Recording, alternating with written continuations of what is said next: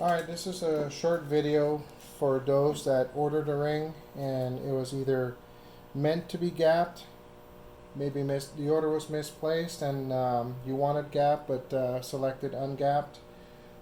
Here's what you need to do. Typically, when the ring is gapped, it's set for 1/1000th of an inch, but there are some manufacturing tolerances that tend to get out of spec sometimes. But first thing, when you get your ring, this is a DLE 30, get it out of the bag, get your engine ready, and this is just a spare that I have. Easiest thing to do is compress the ring and just set it in your bore. Make sure the pin relief does not end up in a port or anything that would snag that end gap. Use the piston and push the ring towards top dead center. If you feel any kind of resistance, stop. Pull the ring back out, nice and gentle. What I use is just a fine tooth file, a jeweler's file. Works great. So if you need to adjust your end gap, typically I'll hold it in my hand like this, use my middle finger and thumb to compress the ring slightly, and let the pin relief rest on my finger here, and then slight pressure onto the file and then give it one pass, very light, doesn't need much.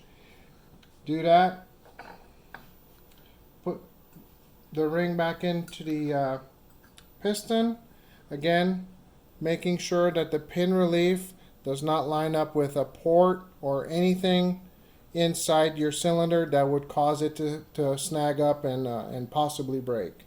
Same, use your piston.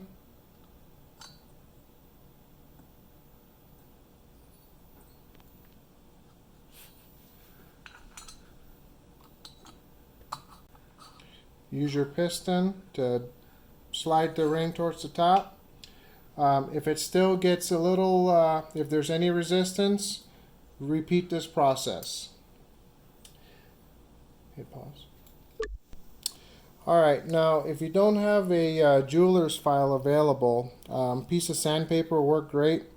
This is typically the paper that I use for lapping the rings down to spec. This is 320 grit paper. I just cut a piece off from the sheet, fold it on itself, rough side out. If you have a flat surface, that's ideal. Same method as with the file, but try to find a flat surface.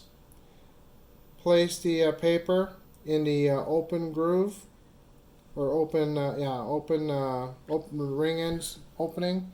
Slightly squeeze the ring onto the paper, keep the ring in place, and then draw the paper through.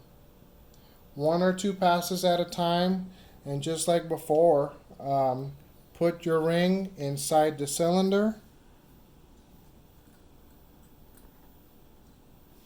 Use your piston to push the ring towards top dead center. Again, as I mentioned before, if there's any resistance, stop, pull the ring out, repeat the end gap adjustment. If there's any questions, as always, please feel free to give us a phone call, shoot us an email. Just reach out to us and we'll get you fixed up. Thank you.